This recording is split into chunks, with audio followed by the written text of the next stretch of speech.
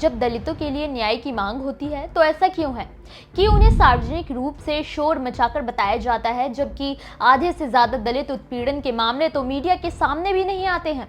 फिर उन मामले में क्यों शोर नहीं मचाया जाता है? वजह साफ है, राजनीतिक रोटियां सेकना। नमस्कार, मेरा नाम है मोहिनी, आप देख रहे हैं भीमसेना। पिछले 24 घंटे में दलितों के साथ होने वाली घटनाओं के बारे में जानेंगे, जो सबूत है कि रोजाना दलित उत्पीड़न होते हैं, लेकिन न्याय की कसौटी पर उतरने वाले मामले उंगलियों पर गिने जा सकते हैं। दलितों से जुड़ा पहला मामला भीम आर्मी चीफ चंद्रशेखर आजाद के संघर्षों से जुड़े एक और उपलब्धि से है। एक तरफ आजाद यूपी के बीजेपी की सरकार की दलितों और बाबा साहेब के सम्मान में डॉक्टर बाबा साहेब भीमराव अंबेडकर की मूर्तियों के संरक्षण के नाम पर 403 करोड़ रुपए अलॉट करने का ढोंग करने का पर्दाफाश किया है, तो वहीं लखनऊ के मुख्य चौराहे पर बाबा साहेब के पवित्र अस्थि कलश स्थल को हटाने के आदेश जारी करने पर भी निशाना साधा गया है।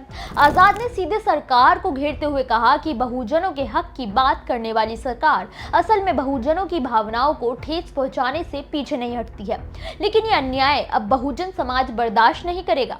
सरकार इस फैसले को तुरंत वापस ले, वरना सड़कों पर वो बड़ा जन आंदोलन करेंगे। वहीं आजाद के इस संघर्ष से प्रभावित होकर बीएसपी के पूर्व विधायक और पूर्व राज्य मंत्री आयुष चौहान बिजनौर के पास नूरपुर विधानसभा क्षेत्र में बीएसपी को छोड़कर अपने सैकड़ों कार्यकर्ताओं के साथ आजाद समाज पार्टी में शामिल हो गए हैं, जिसने आसपा के बढ़ते प्रभाव को दर्शा दिया है। अगर ऐसा ही चलता रहा तो वो दिन दूर नहीं जब यूपी में अगले सीएम आजाद ही होंगे।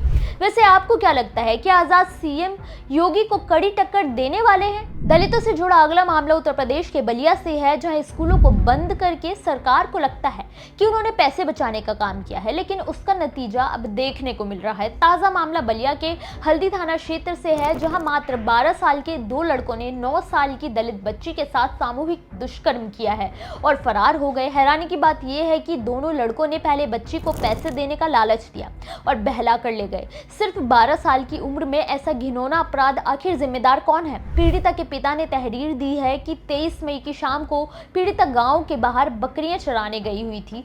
तभी गांव के ही 2 नाबालिग लड़कों ने लड़की को पैसे देने का लालच दिया था और अपने साथ ले गए थे, जिसके बाद पीड़िता की तलाश की गई तो वो उन्हें एक सुनसान इलाके में मिली। पीड़िता ने सारी आपबीती परिजनों को बताई। दोनों आरोपियों ने पीड़िता का सामूहिक बलात्कार करने के बाद उसे जाति सूचक गालियां भी दी थी। बलिया के पुलिस उपाधीक्षक मोहम्मद फहीम कुरैशी ने बताया कि दोनों आरोपियों के खिलाफ मामला दर्ज कर तलाश शुरू कर दी गई है और आगे की जांच भी जारी है। जल्द ही पुलिस दोनों लड़कों को गिरफ्तार कर लेगी। हैरान की बात तो ये है, इतनी कम उम्र के बच्चे जहां स्कूल जाने चाहिए वो ऐसे घिनौने अपराधों को अंजाम दे रहे हैं। तो क्या ऐसे पढ़ेगा इंडिया और बढ़ेगा इंडिया? जरा खुद सोच कर बताइए। दलितों से जुड़ा अगला मामला उत्तराखंड के उत्तरकाशी से है, जहां दलितों की देव डोली को जातिगत मानसिकता और भेदभाव के कारण गंगोत्री धाम जाने से जबरन रोक दिया गया।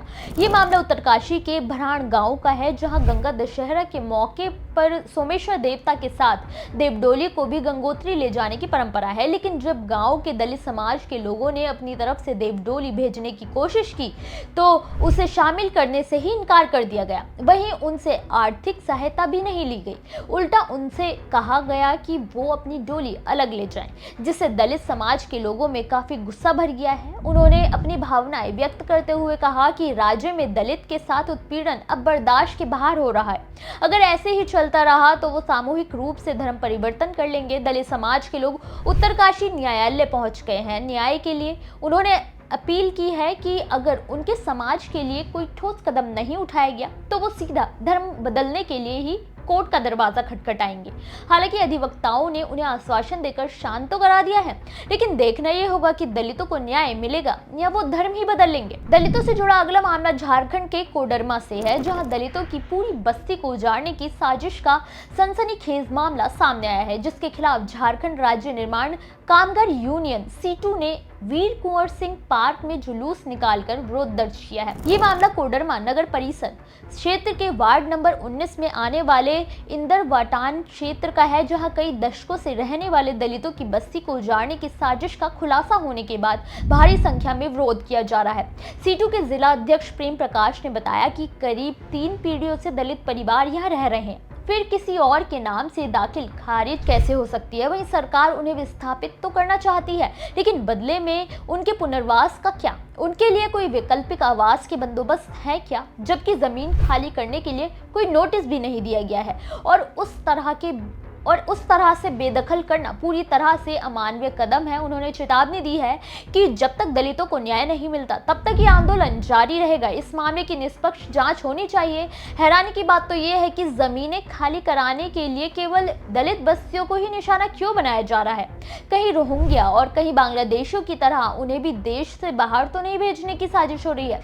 आपको क्या लगता है? हमें कमेंट करके जरूर बताएं। दलितों से जुड़ा अगला मामला मध्य प्रदेश के महू से है, जहां कुछ जातिवादी आतंकियों ने भीम आर्मी को बदनाम करने की बड़ी साजिश की थी, लेकिन आजाद समाज पार्टी के नेता दामोदर यादव ने उनके इरादों पर पानी फेर दिया है। ये मामला महू के मालवा से तब सामने आया जब दामोदर यादव सदस्यता कार्यक्रम में जा रहे थे, लेकिन उनके काफिले के आगे कुछ गुंडे उनका पुतला लेकर पहुंचे और उनके विरोध में नारेबाजी करने लगे। हालांकि बदले में आजाद समाज पार्टी और भीम आर्मी के कार्यकर्ताओं ने भी जवाब देने की कोशिश की, लेकिन दामोदर यादव ने इससे इनकार कर दिया। उन्होंने साफ तौर पर कहा कि यह हरकत केवल राज्य का माहौल खराब करने की साजिश थी, ताकि सारा आरोप भीम आर्मी और आसपा के कार्यकर्ताओं पर डाल दिया जाए और उन्हें विलेन की तरह दिखाकर उन्हें कमजोर किया जा सके। लेकिन दामोदर यादव ने दबंगों के इरादे पर पानी फेर दिया।